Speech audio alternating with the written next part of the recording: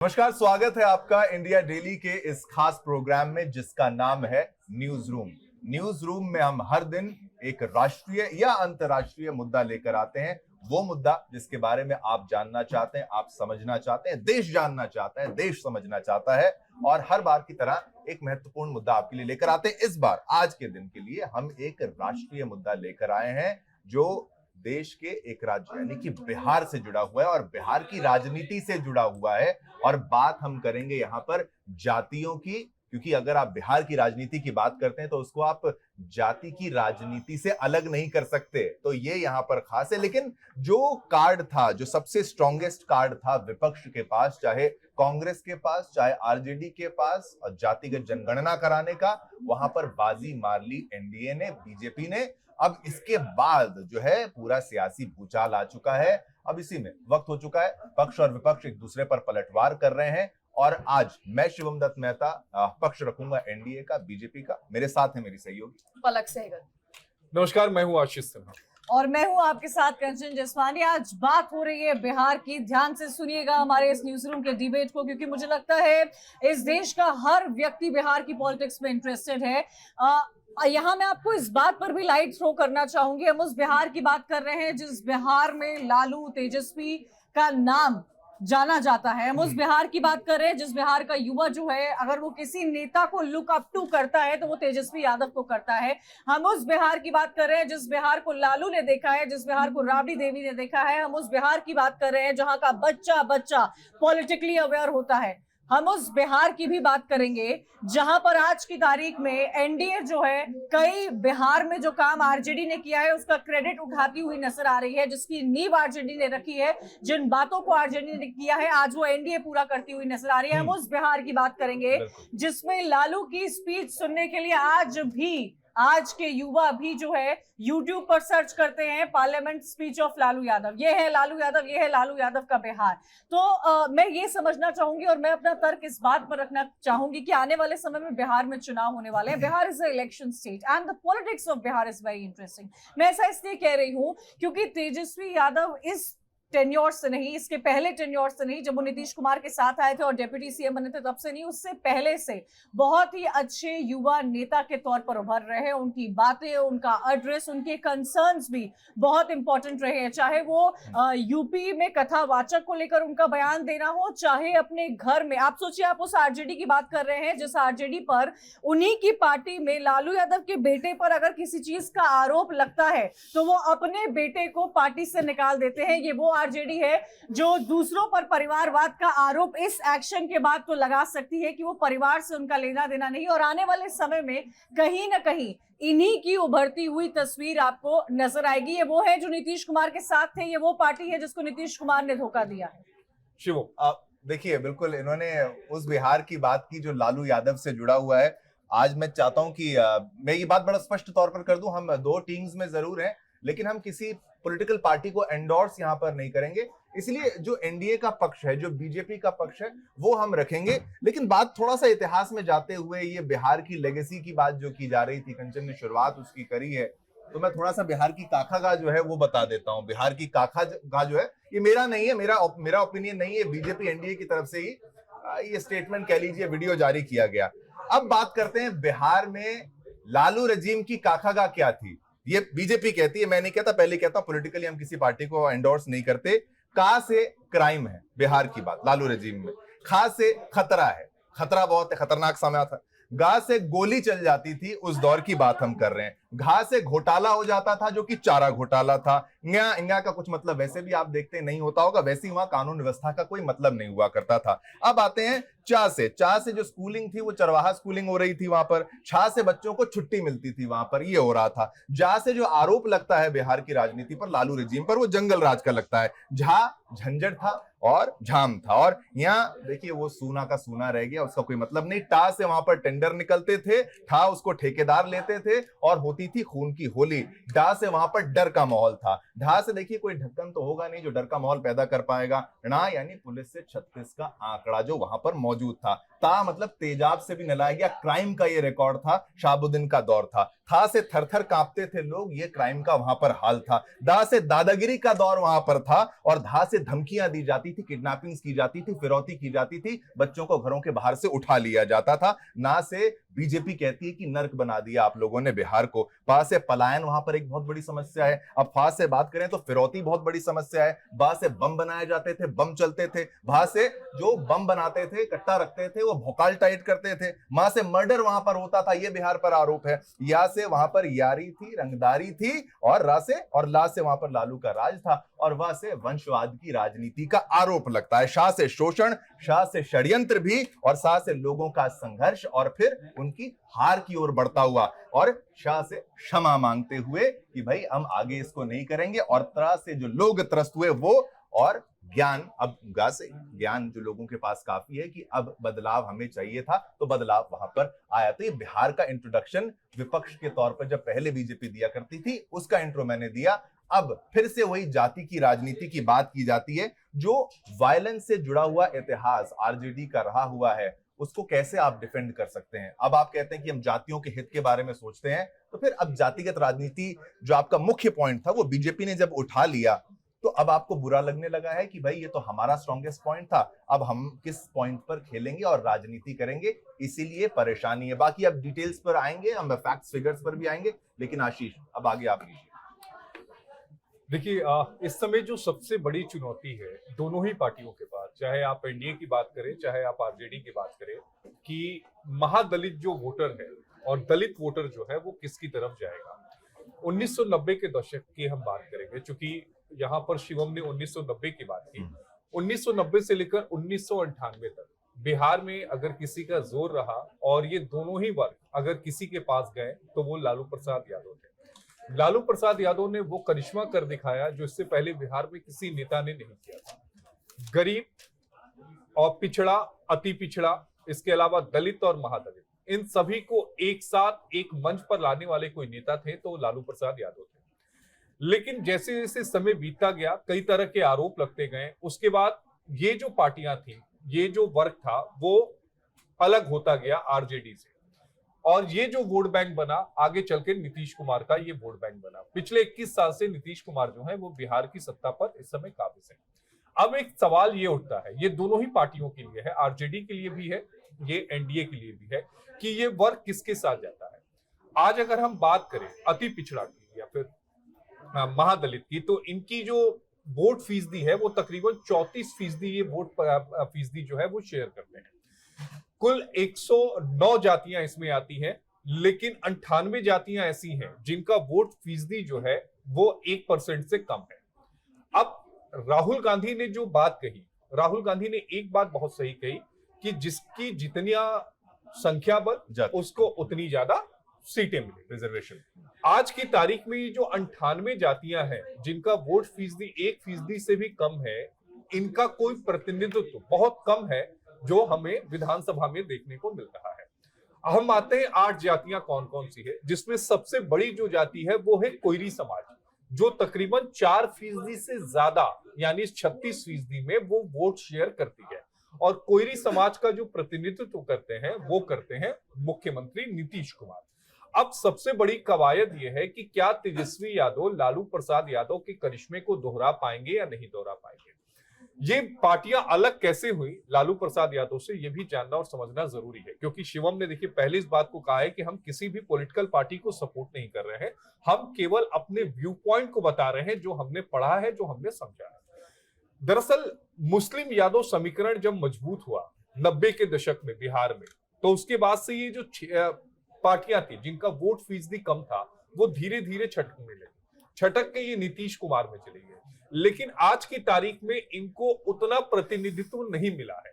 अगर आज आप बिहार के विधानसभा की अगर आप मंत्रियों की सूची देखें, तो इस मंत्रियों की सूची में जो स्वर्ण जाति के जो लोग हैं उनकी संख्या सबसे ज्यादा है, और इसमें भी 2 जातियां सबसे ज्यादा है, ब्राह्मण है और दूसरा आप उन्हें क्षत्रिय कर लीजिए। इन 2 जातियों को सबसे ज्यादा यहाँ पर मंत्री पद मिला हुआ है। यही बात जो है बाकी क्षेत्रीय जो 1% से कम वाली ये जो पार्टियां हैं उनको नागवार गुजर रही है, यानी इन जातियों को गुजर रही है। तो अब ये एक बड़ी चुनौती यहाँ पर एनडीए के पास भी होगी कि इसको बचाकर कैसे रखें। आपने ध्यान दिया होगा कि पिछले कुछ समय से तेजस्वी यादव जो कर क्या रहे हैं कि वो लगातार इन पर्टिकुलर पार्टियों को, इन पर्टिकुलर जातियों को साधने के लिए अलग अलग बिहार की जगहों पर वो लगातार कभी वाल्मीकि जयंती का कुछ प्रोग्राम करा देते हैं, कभी किसी और जयंती का प्रोग्राम करा देते हैं। तो तेजस्वी यादव इन सभी को लेकर चलने की कोशिश कर रहे हैं और ये बताने की कोशिश कर रहे हैं कि मैं अपने पिताजी के नक्शे कदम पर हूं और मैं वही करिश्मा करके दिखा सकता हूं जो करिश्मा लालू यादव ने 90 के दशक में कराया था। पलक। देखिए आशीष, जो बात शिवम ने कही और जो बात आप कह रहे हैं, कंचन ने तो खैर अभी जाति का मुद्दा नहीं उठाया। मेरी सोच चाहे एनडीए हो चाहे आरजेडी हो, कास्ट सेंसस को लेकर एकदम अलग है, क्योंकि मैं चाहती हूँ कि इसकी हिस्ट्री जो है एक बारी दर्शकों को पता होनी चाहिए। हाल फिलहाल में राज्य सरकार के पास यह अधिकार होता है कि वो कास्ट सेंसस करा सकते हैं, लेकिन अंग्रेजों के समय में हम सभी को पता है कि कास्ट सेंसस जो है वो कराया गया था और उससे पहले भी हमने देखा था कि हर 10 इयर्स के अंदर, मतलब एक दशक के बाद जो है वो कास्ट सेंसस होता था। इसके पीछे जो हिस्टोरियंस है वो ये कारण देते हैं कि एक डिवाइड जो है वो हिंदू सोसाइटी में, हमारी कंट्री में क्रिएट करना चाहते थे। मेरा सवाल ये है कि अब जब हम विकसित भारत बनने जा रहे हैं, हमने एक टारगेट सेट किया है कि 2047 तक हम विकसित भारत बनेंगे।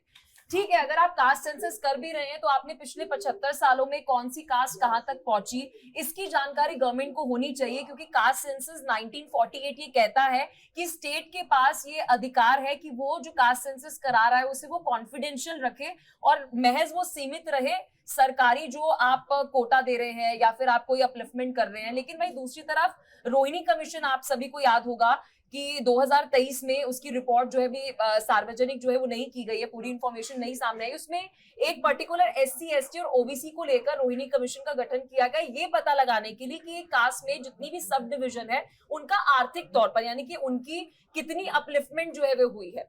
तो मेरा मानना यह है कि कास्ट सेंसस पर जो लगातार एक बार फिर से, जो कि बीजेपी भी जो है वो लगातार ये बात कहते हुए नजर आए कि हमारे लिए एक महज 4 जातियां हैं जिसमें गरीब है, महिलाएं हैं, किसान है, तो क्यों हम एक बार फिर से, चाहे वो बिहार हो चाहे वो उत्तर प्रदेश हो, क्यों कास्ट में डिवाइड जो है वो हम करना चाहते हैं, जबकि इससे आज तक 75 साल में वो भला जो है एक कास्ट का, एक समुदाय का जो होना चाहिए था वो नहीं हो सका। इकोनॉमिकली वीकर अगर कोई है तो आप उसकी अपलिफ्टमेंट की बात करें, उसके रिजर्वेशन की बात करें, बीट कांग्रेस, बीट बीजेपी और चाहे वो आरजेडी हो या जेडीयू। ईडब्ल्यूएस तो पहले से देखिए, जो आप इकोनॉमिकली वीकर सेक्शन कह रहे हैं उनके लिए है, लेकिन मैं ये कह रही हूँ कि आप एक, जैसे मान लीजिए एक कास्ट है, अब मैं यहाँ पर नाम नहीं लूंगी किसी भी कास्ट का, वहां पर आप एक सेंसस कीजिए और पता लगाइए कि इसमें जो सब डिवीजन है वो इकोनॉमिकली कितनी वीकर है, तो और आप स्पेसिफिक मुझे एक और मैं ये बोलना चाहूंगी कि हम कास्ट को लेकर इतनी बातें कर रहे हैं, जब चुनाव होता है और चुनाव के नतीजे आते हैं और आप सब हमें देख रहे होते हैं और हमारे साथ एक बड़ा सा पैनल तैयार होता है, तो हम इस बात पर ही एनालिसिस कर रहे होते हैं कि ये पार्टी इसलिए जीती है क्योंकि इस जाति ने इस पर्सन को वोट दिया है। तो ये भारत है, ये भारत है। और बात आप बिहार की कर रहे हैं, आप बिहार से जाति आज नहीं, आज के 50 साल बाद भी जब वहां पर चुनाव होंगे तो बिहार की जियोग्राफी, डेमोग्राफी, बिहार का माइंडसेट ऐसा है कि you can not take caste out of Bihar. ये स्टेट का डिवीजन ऐसा बना हुआ है। और मैं कास्ट को लेकर अपनी बात आगे करना चाहूंगी और मैं ये कहना चाहूंगी कि मुस्लिम या यादव फैक्टर की बात की जाए। यादव फैक्टर की बात इसलिए मैं कर रही हूं क्योंकि जिस इटावा का इंसिडेंट यूपी में आप लगातार देख रहे होंगे, उस पर तेजस्वी यादव ने बोला है, अपना स्टेटमेंट दिया है कि क्या यादव कथावाचक नहीं हो सकते हैं। तो आज की तारीख में अगर आप किसी लीडर को देखते हैं और आप किसी युवा लीडर की बात करते हैं, तो आप मानिए या आप ना मानिए, तेजस्वी यादव एक बहुत उभरते हुए नेता हैं। वहां के युवा जो है उनको सुनते हैं और वो आज नहीं, आज से 10 साल पहले का भी उनका अगर आप कोई वीडियो सुनेंगे और आप उनको मंच पे एड्रेस करते हुए सुनेंगे तो उनमें वो जैसे करिश्मा की बात मेरे सहयोगी आशीष कर रहे थे, जो करिश्मा लालू यादव में था, उस करिश्मे की वो झलक साफ तौर पर तेजस्वी यादव में देखने को मिलती है। बिहार इज अ स्टेट जहां हमें बात करनी चाहिए थी। क्या आप सोचते हैं क्या बिहार में चुनाव यूनिवर्सिटी और एजुकेशन के मुद्दे पर लड़ा जा सकता है? तो मैं आपको बता बता दूं, ऐसा होता नहीं है। बिहार में इलेक्शन लड़ा जाता है जाति के नाम पर, उस जाति के नाम पर जहां जिस जाति पर बड़े बड़े दावे तो पार्टियां करती है, लेकिन उन पार्टियों को भी इंटरनल ये पता रहता है कि ये जाति, ये समाज हमारे साथ है, और इसी बात का फायदा तरह तरह की पार्टियां वहां उठाती हुई नजर आ रही है।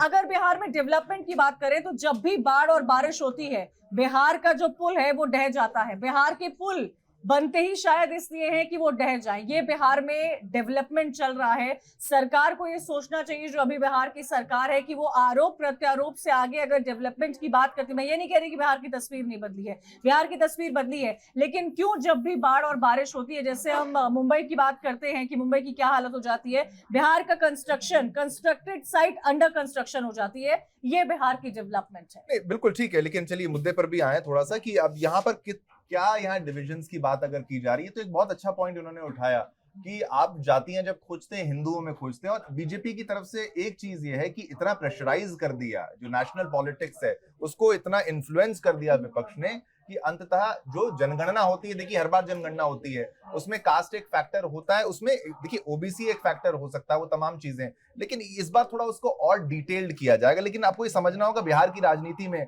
अब 63% की अगर बात की जाए ओबीसी की, तो आप ये समझिए कि यादव की यहाँ पर 14.27% आप है। और कंचन जो बात हाँ। कह रहे हैं कि हम माइंडसेट किसी का नहीं बदल सकते, ये अब मेरा सभी दर्शकों से अपील है और जो बिहार के वोटर्स हैं उनसे अपील है। लेट्स सपोज आपने टॉम डिक एंड हैरी किसी को भी एक विधायक चुना, आपकी जात का विधायक था, क्या 5 साल बाद आपके पास इतनी हिम्मत थी और आपके पास इतनी करेज थी कि आपने अपनी जात के जिस विधायक को चुना या सांसद को चुना, आपने उससे क्या पूछा कि आपने इस क्षेत्र में जहां पर आपकी जात के लोग रहते हैं उनके लिए आपने क्या विकास किया? तो ये तो वही जुमला हो गया ना एक तरीके से कंचन, और हमें मीडिया की ये रिस्पॉन्सिबिलिटी है, इस परसेप्शन को हमें बदलना पड़ेगा। कंचन अगर सिंधी है या मैं पंजाबी हूं तो मतलब कंचन की मेरे लिए इंटेंशंस अच्छी नहीं होंगी, नहीं ऐसा नहीं है। I don't want to talk about my caste and my religion. Whatever, मैं एक एग्जांपल दे रही हूं कि आप मेरा अच्छा चाहती हैं, मुझे ये बात पता है, और आप मेरा विकास चाहती हैं। मैं पॉलिटिशियन नहीं हूं, इसको मैं थोड़ा सा- पॉलिटिशियन नहीं हूं, ना मैं इस चीज पे जाऊंगी। मुझे लग रहा है कि हम टॉपिक से हाँ, टॉपिक derail से हो बहुत रहे हैं। डिबेट हो रहे हैं। मैं पॉलिटिशियन की तरह रिप्लाई भी नहीं आपको करना चाहूंगी। एक मैं बात बताता हूँ कि ये थोड़ा सा हमें और पीछे जाना चाहिए। कास्ट डिवाइड को अगर अंग्रेजों से ना जोड़ा जाए तो क्यों ना जोड़ा जाए। अब महात्मा गांधी जी का जो समय था, तो ये मुस्लिम्स जो चाहते थे, मतलब उनके बारे में सोचना या फिर हिंदूज के बारे में सोचना, फिर हिंदुओं को बांटने की जो पूरी की पूरी कवायद है, ये अंग्रेजों के द्वारा शुरू की गई थी। एक कम्युनल अवार्ड के बारे में बताया जा रहा था, ये एक प्रावधान ये लाया जा रहा था, जो गांधी जी अगर ना विरोध करते तो होता कि जो शेड्यूल कास्ट हैं या एसटी हैं, ये लोग केवल एससी को ही वोट कर पाएंगे, अपनी जाति में वोट कर पाएंगे, इतना बंटवारा करने का प्रयास किया जा रहा था। तो यहाँ पर गांधी जी ने तो विरोध किया, वो तो बी आर अम्बेडकर साहब के सामने विपक्ष में उनके खड़े हो गए थे। तो ये चीजें हम उससे उभर कर सामने आ रहे हैं। और अब बीजेपी जो एनडीए चाहती है जातिगत जनगणना, उनकी अपलिफ्टमेंट के लिए कि भाई उनको क्या देना चाहिए, उनकी आर्थिक स्थिति क्या है, वो सब कुछ आपका जिसमें होगा। लेकिन मुख्य तौर पर यहाँ पर यादवों की राजनीति की बात की जाए तो वो बिग नंबर्स यहाँ पर आता है। अब फिर लालू प्रसाद यादव और उनकी पार्टी के साथ आप तारीफ कर रही थी तेजस्वी यादव की, लेकिन वो जिस परिवार से बिलोंग करते हैं, उनकी फैमिली पर जिस तरीके के संगीन आरोप लगे हैं, और वो चाहे शाहबुद्दीन हो या फिर और तमाम वो नेता हो, जो नेक्सस रहा है और जिस तरीके से क्राइम रहा है, आपको ये याद होना चाहिए कि एक आईएएस की वाइफ का, उसके पूरे स्टाफ का जिस तरीके से बलात्कार हो गया, तो ये वो दौर था जो 90s to 2005 मुझे लालू प्रसाद की एक तस्वीर याद है, हाँ। न्यूज़पेपर में वो छपी थी कि सामने सारे ब्यूरोक्रेट्स बैठे हैं और उनके पैर उसकी तरफ है। अम्बेडकर की भी एक तस्वीर जो है वो पीछे सामने आई।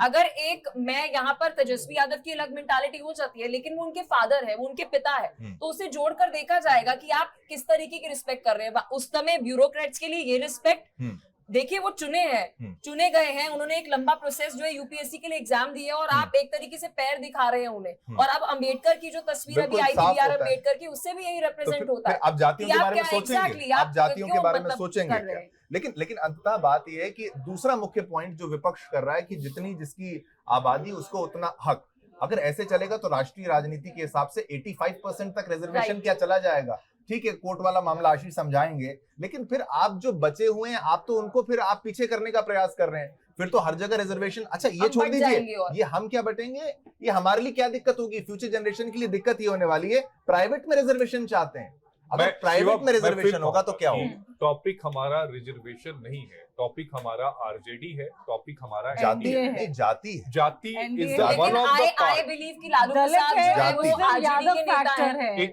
पिछले मैं अगर उसमें भी हम आएंगे। 21 सालों की बात करें तो 21 साल में जो अपराध है क्या बिहार में घटे हैं? नहीं घटे हैं। 2 दिन पहले कहीं उदाहरण आपको देना चाहूंगा। इस समय भोजपुरी का नंबर 1 कोई सुपरस्टार है तो वो पवन सिंह है। पवन सिंह का अपने पैतृक आवास यानी आरा में, मेन शहर में उनका घर होता है। रात में उनके घर पर चोरी होती है, 30 लाख से ज्यादा के गहने चुरा लिए जाते हैं। कई सारे जो वहां पर बंदूक की खोखे थे यानी गोलियां थी वो चुरा ली जाती है। तो ये दिन दहाड़े बिहार में हो रहा है। कई सारी लूट की घटनाएं तकरीबन 21 सालों में जो तेजस्वी यादव ने डेटा शेयर किया था, मैं बार बार कह रहा हूं ये तेजस्वी यादव का डेटा है, ये डेटा हमारा नहीं है, जिसमें उन्होंने कहा कि 65,000 से ज्यादा हत्याएं हुई हैं। इस बात को हमें समझना होगा कि बिहार में 21 सालों में क्या बदला। हम जंगल राज की बात करते हैं, लेकिन जंगल राज 21 साल में क्या जंगल राज को एनडीए खत्म नहीं कर पाई? ये एक बड़ा सवाल है। मुझे मैं भी मैं इस पे आपको add on बताता हूँ करना जंगल चाहूंगी। राज मैं कैसे। अपनी बारी में नहीं, आशीष थोड़ा डेटा पे आते आशीष हैं। के जी, पॉइंट के ऐड बोल। ऑन करना चाहूंगी। जैसे कि आशीष बोल रहे थे 21 सालों में क्या बदला है। 21 सालों में मैं आपको बताती हूँ क्या बदला है बिहार में। क्या 21 साल में वहां की सरकार जो है भले ही अलायंस में रही हो और इसके अलावा अगर पिक्चर देखी जाए तो क्या आपको लगता है बिहार की सरकार ने माइग्रेशन रोक पाई है? बिहार के जो लेबर्स है ना वो आज भी यूपी और महाराष्ट्र में काम करते हैं। महाराष्ट्र में बहुत तादाद में बिहार के लेबर्स काम करते हैं। क्या आपको लगता है बिहार में कंस्ट्रक्शन नहीं है? नहीं होगा, क्योंकि वहां जो कंस्ट्रक्शन होता है वो डूब जाता है, वो वहां के पानी में डूब जाता है। वहां की सड़कें आज भी चीख चीख कर बोल रही होती है कि हमें अच्छे से कंस्ट्रक्ट करो। टेंडर तो निकलता है वहां पर, लेकिन आज जिसका जिक्र शिवम ने क से किया था आरजेडी का, लेकिन आज भी वहां पर घूसखोरी चलती है। क्या उस घूसखोरी को वहां की नीतीश सरकार रोक पाई है? ये बड़ा सवाल खड़ा होता है। क्या परिवारवाद को नीतीश सरकार रोक पाई है? और मैं इसलिए ये दमखम के साथ कह रही हूं क्योंकि तेज प्रताप के साथ उनकी पार्टी ने क्या किया है ये आप सबके सामने है। अखिलेश यादव उनको वीडियो कॉल करके पूछ रहे तो वो कह रहे हैं चुनाव लड़ूंगा। आरजेडी उनको कोई सीट नहीं देगी। जिस पार्टी पर आप परिवारवाद का आरोप नहीं लगा सकते हैं वो मजबूरी है, वो मजबूरी है। उनकी फोटोज वायरल हुई मुझे हैं। शायद मजदूरी सुनाई दिया, क्योंकि मजदूरी बिहार में कम हो रही है। बिहार के मजदूर जा रहे हैं और बिहार की सरकार अपने मजदूरों को रोक नहीं पा रही है, किसानों को नहीं रोक पा रही है, उनको उनकी लागत नहीं दे पा रही है सरकार। यूनिवर्सिटी, कॉलेज, मेडिकल फैसिलिटी, आप मुझे बताइए बिहार में क्या आप कभी बीमार होंगे तो आप बिहार जाएंगे? बिहार के लोग क्यों नहीं, पटना में सबसे अच्छा वहां पर हड्डी का अस्पताल है। ऐसा नहीं, देखिए दरभंगा के लोग पटना जाएंगे। ठीक है, आप दिल की समस्या के लिए कहीं और जाएंगे। आप सर्जरी कहाँ कराएंगे? ये बड़ा सवाल है। शिवम कह रहे कि हड्डी की समस्या होगी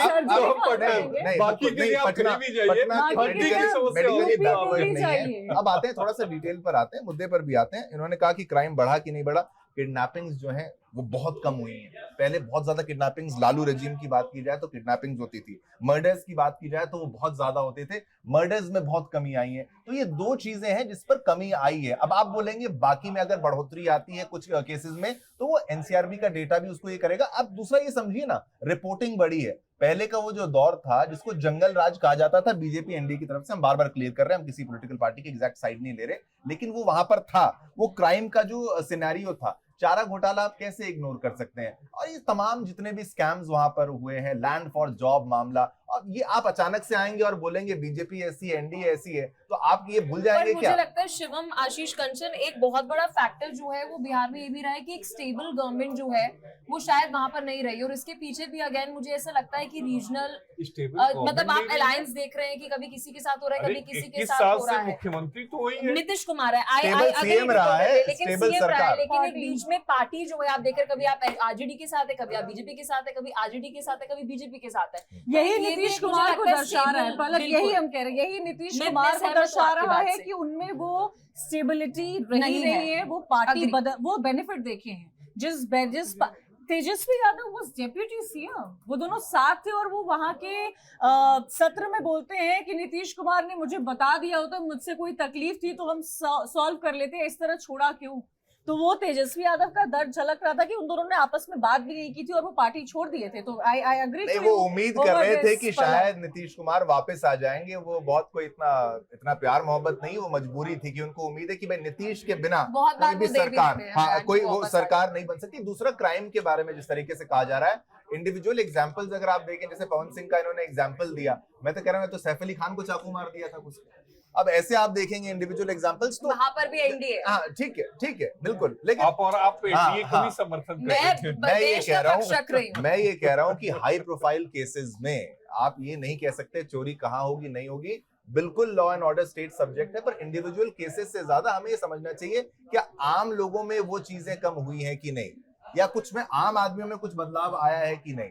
तो अब जाति के मुद्दे को उठाने वाली आप ही की, जिसको आप सपोर्ट कर रहे हैं आरजेडी, वो इन्होंने सर्वे कराया, आप ये देखिए सर्वे कराया, डेटा यहाँ पर सामने आया। सेकंड फेज का जब कराने लगे तो कोर्ट की तरफ से पहले स्टे लगाया गया कि भाई आपके पास वो मैकेनिज्म नहीं है कि आप जिस तरीके से जो कर रहे हैं सर्वे, ये सेंट्रल गवर्नमेंट को करना चाहिए। आपको जल्दबाजी थी, आपने सर्वे कराया, वो राजनीतिक दृष्टिकोण से आपके पास कोई और मुद्दा नहीं था, इसलिए आपने सर्वे खुद स्टार्ट किया।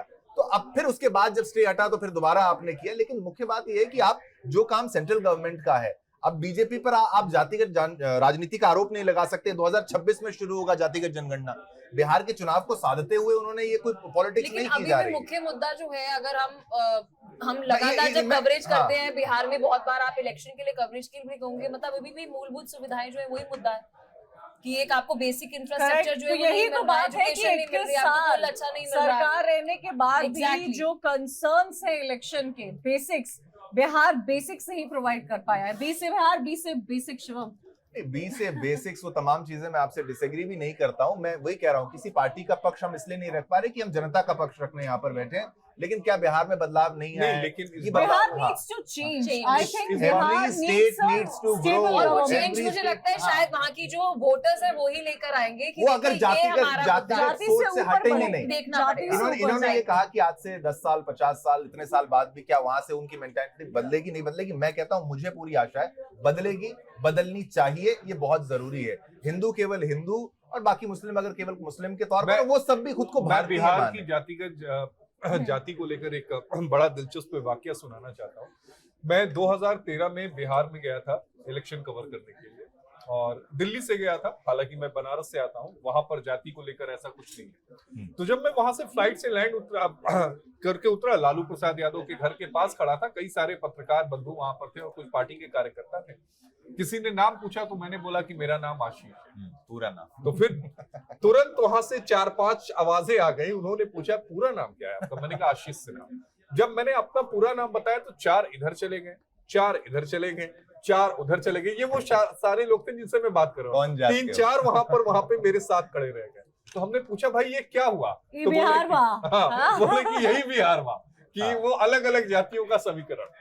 तो ये सारी चीजें जो है, ये महत्वपूर्ण है। लेकिन अब ये मुख्य मुद्दा है, क्या आप मुसलमानों की बात करें तो अगर मुसलमानों का भी बहुत बड़ा नंबर वहां पर है लेकिन बिहार की राजनीति एक में। और मैसेज अब यहाँ पर, अगला सेंसस जब आएगा वो उसमें डेटा और चेंज होगा। लेकिन अब मुझे 13 लगता है करोड़ से ज्यादा आबादी कि एक है। इम्पोर्टेंट कंसर्न है जो हमें एज अ जर्नलिस्ट हमने सबने अपनी बातों में रखा है कि बिहार की जनता को अपने माइंडसेट में बदलाव लाने की जरूरत है। बिहार की जनता जब जाति से ऊपर जाकर वोट करेगी तभी बिहार में वो बदलाव होगा जिसकी कल्पना हम कर रहे हैं, शायद जिसकी कल्पना आप लोग भी करते हैं। और इस बात को समझना होगा कि जाति से आपकी पहचान नहीं होती, आपके राज्य से और आपके देश से आपकी पहचान होती है। तो राज्य और देश पर फक्र करना सीखिए, जातियों पर नहीं, क्योंकि जातियों में बटेंगे तो फिर सही कतई नहीं होगा और इसी तरह बढ़ते चले जाएंगे। कहते हैं ना, जब मतलब क्या कहते हैं, दिया ही नहीं रहेगा तो बाती का क्या करोगे, जब धर्म ही नहीं रहेगा तो जाति का क्या करो। इसी के साथ और इसी नोट के साथ आज के लिए न्यूज रूम के इस प्रोग्राम में इतना ही। देखते रहिए इंडिया टीवी।